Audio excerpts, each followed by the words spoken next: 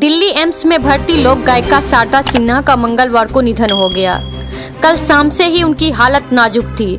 शारदा सिन्हा के बेटे अंशुमन ने यूट्यूब के जरिए इसकी जानकारी दी थी। प्रधानमंत्री नरेंद्र मोदी ने आज शारदा सिन्हा के बेटे अंशुमन सिन्हा से आज फोन पर बात की थी। उन्होंने शारदा सिन्हा के स्वास्थ्य के बारे में जानकारी ली। वहीं आज केंद्रीय मंत्री गिरिराज सिंह शारदा सिन्हा के स्वास्थ्य के बारे में जानकारी लेने के लिए दिल्ली एम्स पहुंचे थे। यहां उन्होंने बिहार कोकिला की परिजनों एवं डॉक्टरों से मुलाकात की थी। इससे पहले कल शाम केंद्रीय मंत्री चिराग पासवान बिहार कोकिला से मिलने दिल्ली एम्स पहुंची थी। दिल्ली एम्स ने एक्स पर पोस्ट कर लिखा है, प्रसिद्ध लोक गायिका शारदा सिन्हा को इलाज के लिए एम्स नई दिल्ली में भर्ती कराया गया था। प्रधानमंत्री नरेंद्र मोदी जी लगातार उनकी स्थिति पर नजर रख रहे हैं और इलाज कर रहे हैं। डॉक्टरों के सीधे संपर्क में हैं। शारदा सिन्हा को 3 नवंबर को ही प्राइवेट वार्ड में शिफ्ट किया गया था।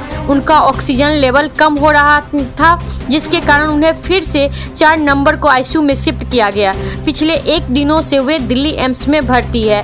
तबीयत ज्यादा बिगड़ने पर उन्हें मेडिकल ऑन्कोलॉजी वार्ड में भर्ती कराया गया था। उन्हें काफी समय से खाने पीने में दिक्कतें हो रही थी, जिसके लिए उनका इलाज भी चल रहा था। 26 अक्टूबर की सुबह उनकी तबीयत काफी ज्यादा खराब हो गई थी।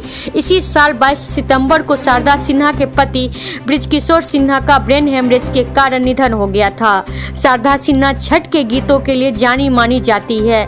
उनके गाए छठ गीत आज भी लोगों को बेहद पसंद है। संगीत में उनके योगदान के लिए 2018 में पद्म विभूषण से सम्मानित किया था।